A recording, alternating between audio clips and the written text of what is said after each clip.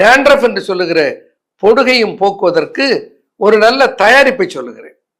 மிக அருமையான ஒரு தயாரிப்பு. என்னுடைய வாழ்நாளிலே, என்னுடைய அனுபவத்திலே 40-50 ஆண்டுகளுக்கு மேலாக அதை பயன்படுத்தி பலருக்கு கொடுத்து பலன் கண்டது. அதை ஒன்றும் ஆராய்ச்சி பண்றதுக்கு இனிமேல் வேலை இல்லை. ஆராய்ச்சி எல்லாம் பண்ணி முடிச்சாச்சு.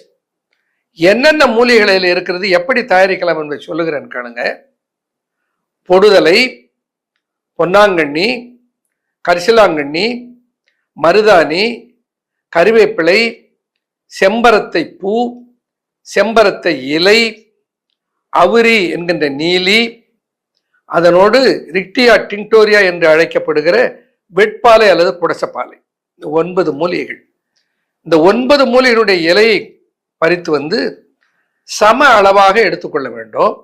மருதாணி இலையை மட்டும் அந்த எவ்வளவு எடுக்கிறோமோ ஒவ்வொன்றும் அதிலே பாதி எடுத்துக்கொள்ள வேண்டும், அவ்வளவுதான். இந்த 9 இலையும் எவ்வளவு எடுக்க வேண்டும், அதுக்கு எவ்வளவு எண்ணெய் எடுக்க வேண்டும். எண்ணெய் 1 லிட்டர் எண்ணெய் என்றால் அதற்கு இதிலிருந்து எடுக்கிற சாறு 100 மில்லி இருந்தால் போதும். 1:10 என்ற விகிதத்தில் எடுத்துக்கொண்டாலே போதும். அப்போ 1 லிட்டர் நல்ல எண்ணெய், நல்லெண்ணெய் அல்ல, நல்ல எண்ணெய். அது என்ன எண்ணெயை பயன்படுத்துவது? அந்த தைலத்தை தயாரிப்பதற்கு எந்த எண்ணெயை பயன்படுத்தினால் நல்லது? அதை சித்தர்கள் சொல்லுகிறார்கள்.